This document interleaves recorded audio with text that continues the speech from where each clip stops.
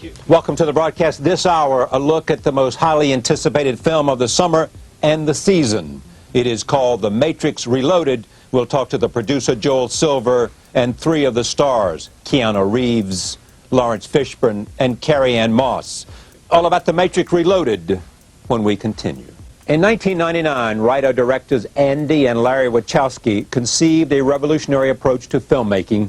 It was called The Matrix. The film was a sleeper hit of the year and earned close to $500 million worldwide. The DVD release became the first to sell more than 1 million copies, and more than 1,000 websites and several books were written on the movie. This Thursday, the second chapter of the Matrix trilogy will be released. It is called The Matrix Reloaded. Newsweek magazine declared this is the year of The Matrix. Time magazine put the stars on the cover last week. Enter the Matrix, a video game, will be released this Thursday. There will also soon be a DVD of 9 animated short films that explore the Matrix. And the third installment of the trilogy comes out on November 5th.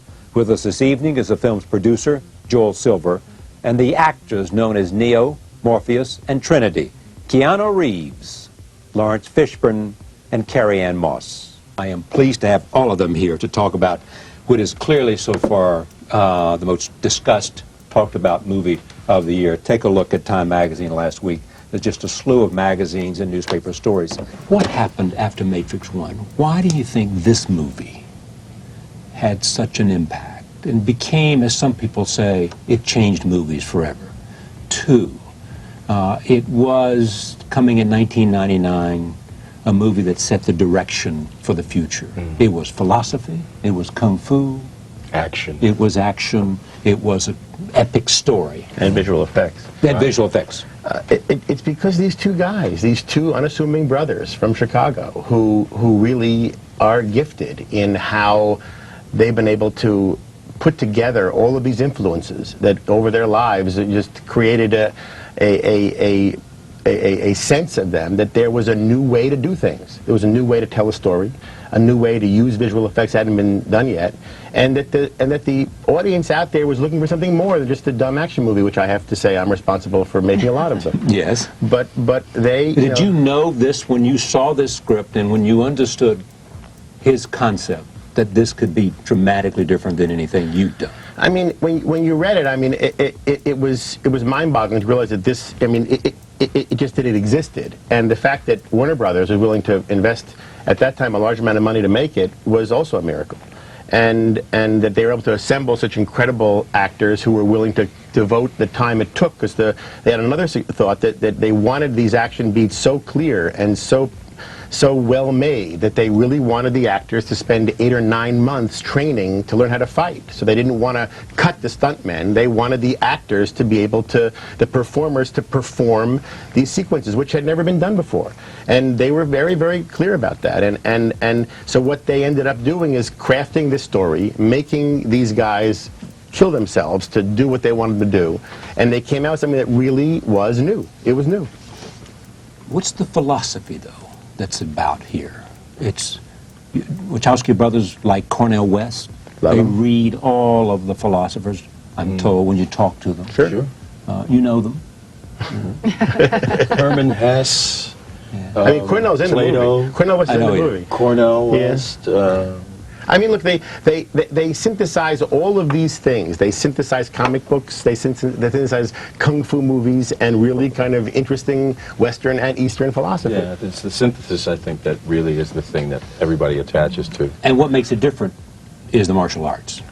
No, it's a one combination element of of it. all of the elements. And the it's visualization of it. The visualization, the style of the wardrobe, the style of the kung fu. It's basically, it's Hong Kong style kung fu. We're not the first to do it. We're just the first Western people to have done it. Yeah. And we worked hard enough so that we were at a level. We certainly weren't at the level of a Hong Kong action star, but we were at a level that no one had seen Western actors perform at before.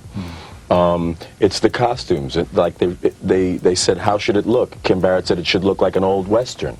So we have these long sweeping coats that are really an homage What do to you call Westerns. those coats? They're Well, dusters. Dusters, yeah. But the philosophy just is that it's kind of very simple philosophy about looking into yourself and just, you know, take it. Well, it's about consciousness too. It's about waking up, and I think that you know, the movie, people going to the movie were obviously affected by the idea of waking up.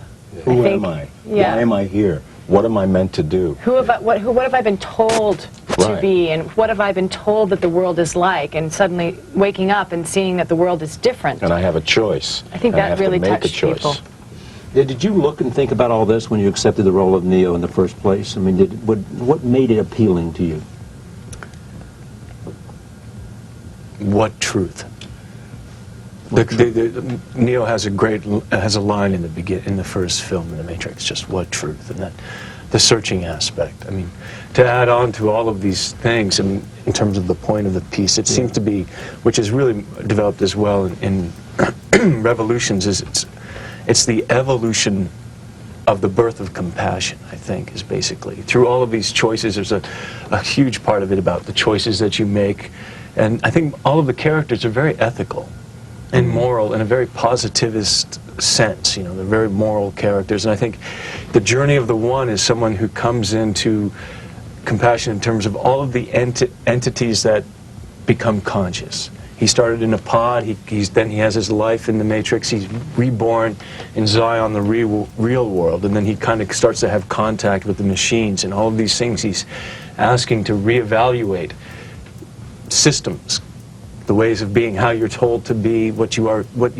told you're going to become, and he reevaluates systems and control. Systems of control. But they also, the Neo journey, which I think is also part of the hero journey, is that there are no judgments in an odd way. Even with all of the demons and all of the things that he comes into contact, he has to understand, and through that understanding comes, I feel for Neo, is that there's like a kind of, in the Buddhist aspect, is a birth of consciousness, a birth of compassion through knowing oneself, and he also starts to know the others.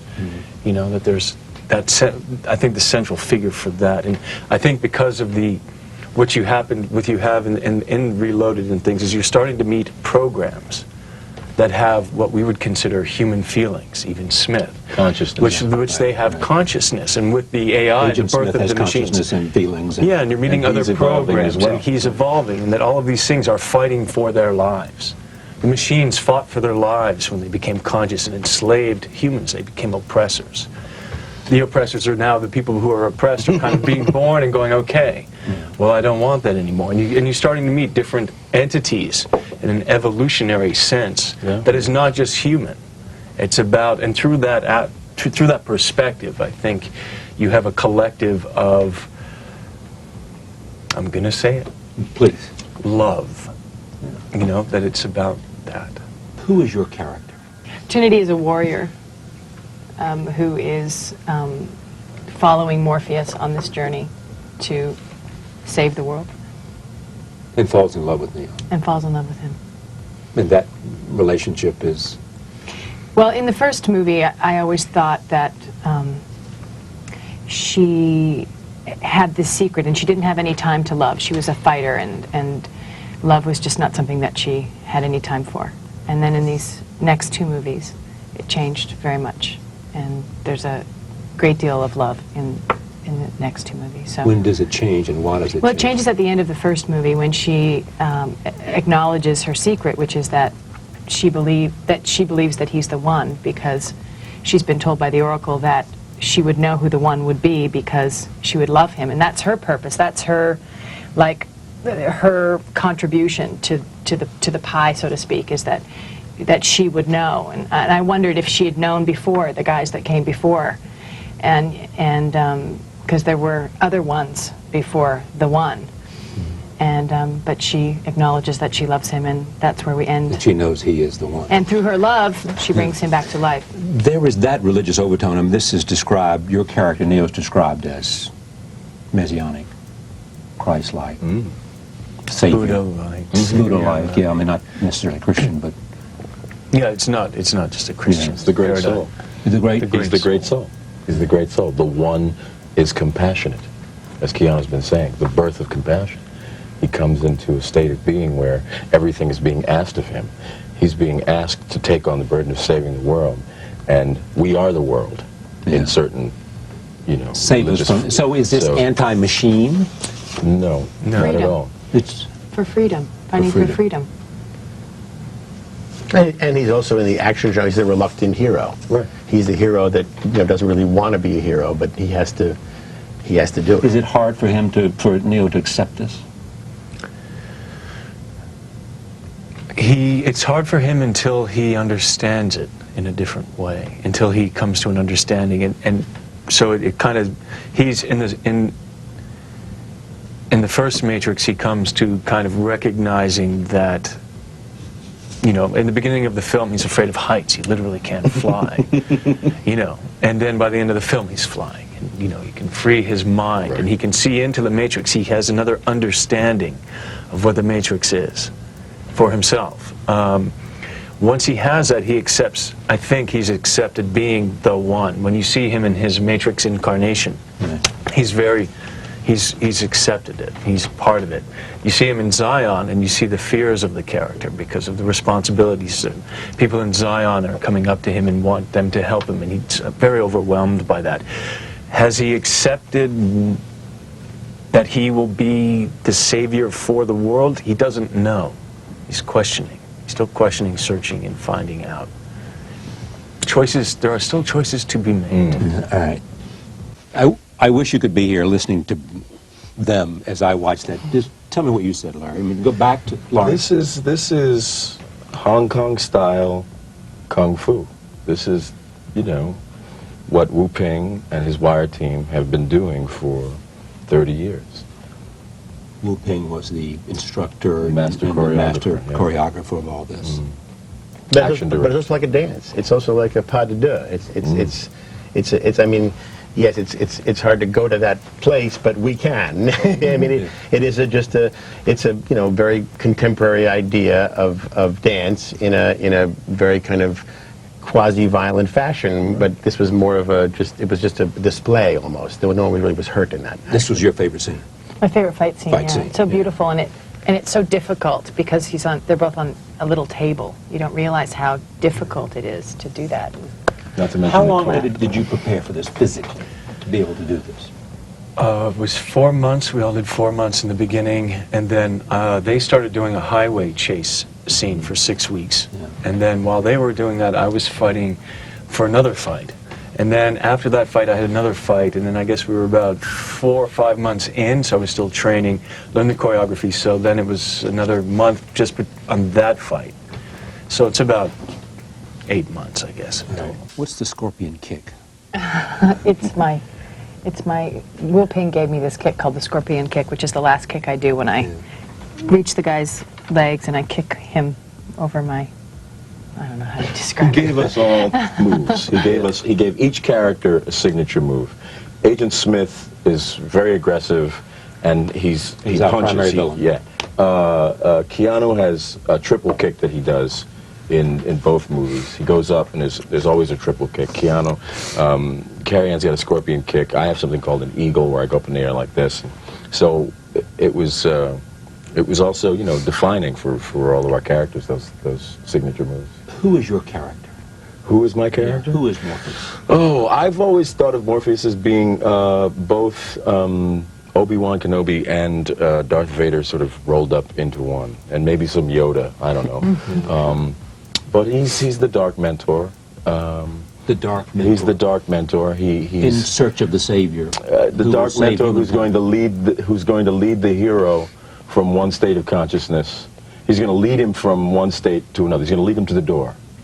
And it is the hero who must make the choice. Comparisons to Star Wars. Well, I mean, it's hard. It's always hard to do that. I mean, It's just generational in terms of the phenomenon that it's One's become. analog and one's digital almost. Yeah, absolutely. I mean, it's a completely different time. I mean, Star Wars is in the chromosomes of all of us. I mean, it's been around for almost 30 years. I mean, it's a whole different world. I mean, what these guys did is they tapped into something that it was ready to come out, and they provided the release. So the movie, which was, not, very well reviewed. It wasn't, people didn't jump onto it immediately as some kind of great thing. Over the period of time that it's been able to percolate in the culture, it has become extremely important. This came along and sold 1 million copies. Yeah, it was the first DVD that did that. And what happened is that it began to collect fans at a feverish level. I mean, there are 1,100 fan sites on the web, on the internet about different elements of this piece of material. And they all pick up on various aspects on of different things. It may be the beauty of the choreography, it may be the philosophy, it may be just the narrative, it may be the mysticism, it may be the cyber relationships, the uniqueness of the characters, and I think also they've synthesized a new way of telling that old story. Right. Yeah. It feels contemporary. It feels. They've used the technology. They've used the technology that's available, and they've used it to tell the story because in a there's, new you know, way. a modern way. In a new It way. spawns a series of imitators, Yeah. right? Oh, that's what happened right away. That's the first thing that happened. The movie came out, and we began seeing things that we had worked really hard to create, you know, everywhere. And at the beginning, the guys they thought it was okay, it was cute, and then it was seen more and more, and then it almost became de rigueur. If you made a high-end movie, you had to do things from The Matrix. You had to copy the movie. That's why they say it changed movies. I think so. And so their intention on this one was to create technology that could not be copied, which I think we've done, and either because of time or because of cost, and really continue to raise the bar on this kind of filmmaking. As a filmmaker beyond this movie, as a producer of movies, I'm saying it's hurt all of us because I don't know how to compete with it. It's just impossible. I mean, there's just nothing. There's no way to go beyond this at this point because it's just as big and as far as it can go. Oh, somebody will find a way. Good. It'll take them a long time, but somebody will find a way. It will take them a long which is time, great. yeah. But it's going to take some time for them to do it. They're not going to be seeing what you see in Reloaded right away. But it's also the humanity and everything plugged in, and the storytelling. In all of the sci-fi, there is this passion, great love, and passion, humanity. stories and things that have meaning for us. I mean, the picture And is it's all fun. things for all people. It's an incredible love story. It's a science fiction action movie, and it's this very philosophical, high-minded you know, funny kind of thing. It's very we funny. keep speaking about the humor. It's hysterical. We could go on. Stop. we love it. Well, but it's important to understand it, too. Yeah. Where is Zion, and what is Zion? Zion is the last city. It is the home of the human beings. The machines rule the earth. They reside at the surface, and human beings have gone down into the core, close to the core of the earth, and they live in this tube-like city, the bottom of the rabbit hole. Yeah. And it's where they're not farmed, as in on the surface. There are these machines that human beings are grown. In Zion, people are made the old-fashioned way. Someone might say, missing from this table are the directors. Well, actually, Well, you did it. So where are they, Joel? I mean, these are the guys that you... This is the only part they don't want to engage in. The promotion, the publicity, and promotion. the understanding of the... They really feel that the audience should kind of pull out of the movie whatever everyone wants. They don't want to have to explain it, and they don't want to talk about themselves. They feel uncomfortable and embarrassed, so they just said at the beginning of the process, look, we'll do these movies, but we really don't want to do any of that stuff. And Time Magazine did a cover story, and they wouldn't talk to Time Magazine. They want people to think for themselves, too. They don't want to... Lead them. Yeah, they want people to have their own imagination, because you get so many different things. Different people get different ideas about the film, and I think that's important to them. And that's important to them, for people to really take what they want. They don't want to have to define it for people. They want people to define it for themselves. This is a trilogy. Yes. The third sequel, Revolutions, out on November 5th, has been completed, probably in the process of being edited now as we speak. Post. Yeah. This will be it. this story ends in that movie. What are they thinking about now? Finishing that movie. Yeah, probably. Finishing that movie. I started to say, with all this stuff laid in, there's probably a lot of people who just like the adventure. Absolutely. You don't This have is to not be a into movie philosophy. that have to look for all the philosophical references No. and all of that. You can just take the ride and really enjoy the movie. Whose idea was the style? Where does that come from? It's Larry and Eddie Wachowski. They came up with the idea of the It's style. them, yeah. Defined as what? How did they see it? It's just it's a combination of just. In the Newsweek piece there was a great double truck where on one side of the paper it showed the page it showed all the things that influenced the boys, and on the other side showed all the things that they influenced. And it was interesting how, I mean, it's from all different sources. It just it was a synthesis of what they were looking to create, and it was the combination of all these elements together that they created. And the way in which they put those things together, because it created something that seems like it's this brand new thing. And in certain ways it is a brand new thing, but it is born of, you know, various kinds of traditions. It's really amazing. And Jeff Darrow just Yes, conceptualized very much the architecture. That's what I was looking for. Yeah, Right. and did the conceptuals for the what you For see Zion. for Zion, for the ships. For the You know, he shields. did all of the drawings that. Jeff Owen Darrow is a Patterson- comic book artist who worked with the boys yeah. for many years, and was their, you know, their Hard-boiled. eyes to create, to show what they wanted it to look like. Comic book. Yes, this is the first movie to deliver on what comic books have promised. Which is? A kind of seamless, hyper-real action, and a story that cuts across just all kinds of lines, you know, cultural and generational and economic, religious. Limitations. There's no limits. As Joel has been saying, it's all things to all people. The old and the new, saying Absolutely. And in that imagery. the old and the new. What the samurai sword, long sword, and the Uzi pistol. and to the Uzi pistol, with the Wagoneer, The of wagon, the villains flipping over. and What long is bullet gestures. time? Bullet time is basically an expression that's surrounded an image, a special effect where the brothers could move the camera at a could slow an event down and move the camera at a different speed, show it changing the perspective. So They that's- asked the right question at the right time. How do you film a slow motion event and move the camera? and move the camera at a different speed. So it's playing with time and perspective, which I think oftentimes this film does. Yeah. Joel, what's the hardest thing about making this movie? I mean, You got great characters, you got a great story. The logistics of this movie was madness. I mean, we had so much to do, and we had a timeline to do it in. And we started shooting the movie in 2001 in Northern California, where we shot some of the most visual effects, intense scenes. The car chase, this huge fight that Keanu's in with many replications Right. of Agent Smith, and some of the big Zion stuff. And then we shut down for a while, went down to Australia and shot for close to a year. And at the same time, we made this very complicated video game that the boys also wrote, with about an hour's worth of footage in the video game that is kind of parallel to the movie. We did a series of animated shorts called the Animatrix, We talked which comes about out those in two June. things, yeah. And we did all of this at the same time as trying to create this whole world and get it all done in a reasonable amount of time to get it out in time for the audience. When did you decide that, having seen the success of the first one, you would make the two sequels? Well, the boys did have the full story. They always had the story. They always thought of it as a trilogy? Absolutely. And it just, if the first one had not been successful, There would then be no more. we wouldn't have seen the rest of the story. I mean, it was kind of what New Line did with Lord of the Rings. I was starting to say, Lord of the Rings, It's a little ballsier. I mean, Yeah. they made all three of them without... before knowing whether the one would be successful. Right. Wow. But Yeah.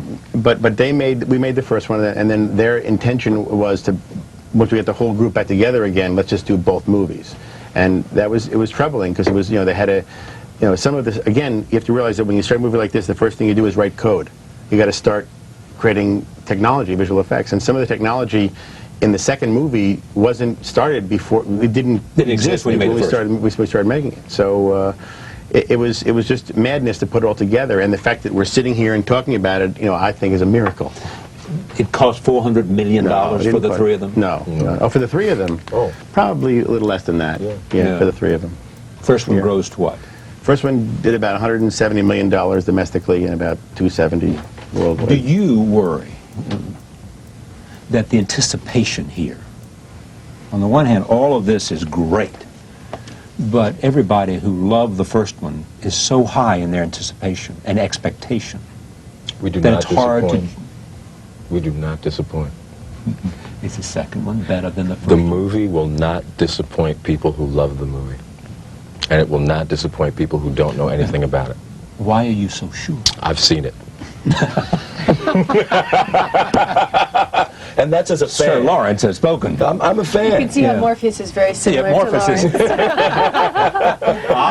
That reminds me, someone said that there is in each of you something that you find in Trinity is in you. Sure. What is? Strength, belief, faith. And in Morpheus? You have to ask them. I'm entirely too close to me to know exactly what What do you that think it is, Ken? What is in him that is also in Morpheus, or what is in Morpheus that is in him? We've spoken about it. He's a great leader. You know, he's a great leader. He's and there's a great givingness to him, but there's also a danger to him in terms of when you were saying. And but in that, it's not because I want to hurt you. You know, it's not that but there's something about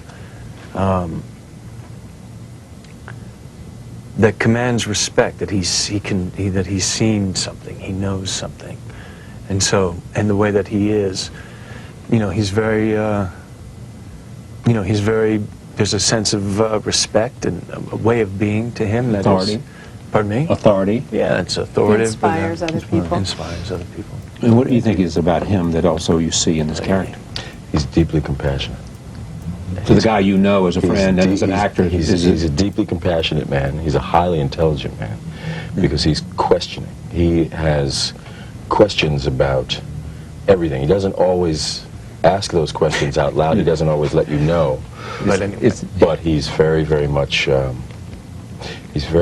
the compassionate person, almost in a heroic way for a lot of people. He, for a lot of people, is quite a heroic figure in a lot of ways, I think. Is this a different movie in that somehow it has an impact on you beyond what it does for career?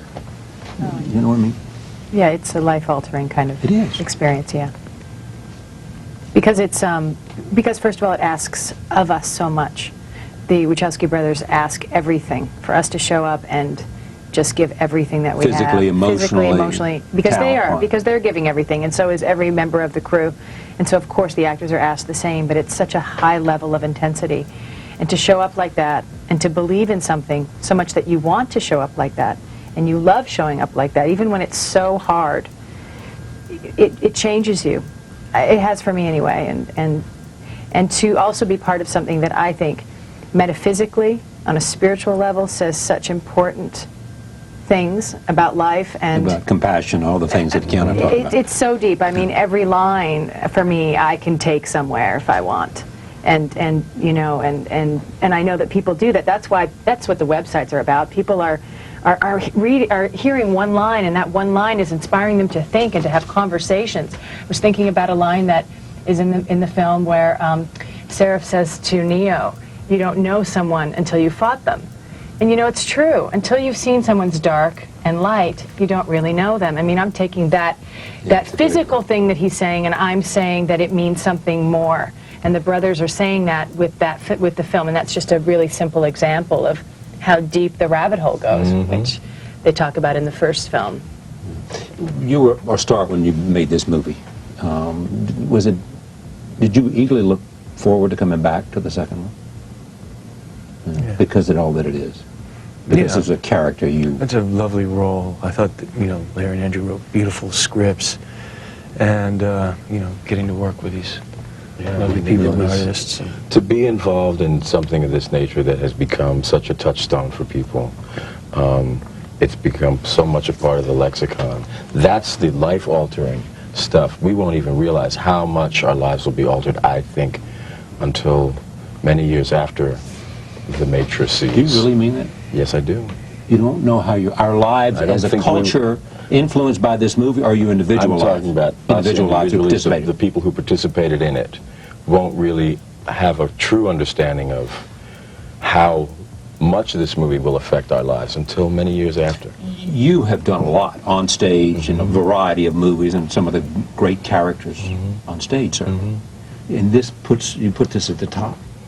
I put this in the gallery. I put this. Oh, in this is one this more. Is this is, you know, this is another feather in my cap. This is a very large feather. A very. You know, I mean, he's a very, very, you know, big, larger-than-life character, but he is, and he may be the character that I am most remembered for, and that's fine. I've made my peace with that. But You made your peace I've with made it. my peace with that. That may be a reality for me. I don't know, Charlie. You know, I still believe I have a lot to do. I think I have some more tricks in my But you may not bag. be able to find any, again in your career, in your lifetime as an actor, a character like this that has such a penetrating impact. Worldwide? No, probably not. Yeah, this is a worldwide phenomenon. This is a movie that has. But the one thing that I want to really be clear also is that it also is going to change the way movies are made forever. Because what these guys have done is they've figured out certain technological advances that alter the process of picture making. But that has to do. That has to do with what? Just how they've told the story using the technology that we have. How they've altered the way we watch a story. We've lived our lives seeing in a cutting style, a convention that goes back to the dawn of cinema, where we see master shots and close-ups and over the shoulders, and we cut in a way that tells us things. And they've told the story sometimes never doing that, just having the camera go where it wants to go and see what it wants to see, and never having to cut it. Well, how come they were so smart? Because they are really smart. They're really bright guys. They're brilliant. Yeah. But Thoughtful. They're very thoughtful. With intent. But they've been able to understand, they have an ability to understand how the technology can be used. Affects you. Not only what it can do, but how it affects you, I think, is really the dialogue that they've, you know, that they're investigating how we watch a film in terms of editing styles. You know, by punching in, they're really on a different kind of cinematic vernacular that is touches us in a different way. That is very modern. It's not. This is how you unfold the story. It's like, actually, we can jump in here, we can go in here, we can move like this, and you can be affected by what they're trying to communicate, I think, in a very modern way. And the tempo and the pacing of the movie is very unusual. Okay, but so what's a guy like you, a well-known Hollywood producer who made Lethal Weapon and a whole bunch of movies, what are you going to do now? You have made this. You've been involved with genius. So where does... I met these two brothers. Is this the right question? It's a great question. It made my life better.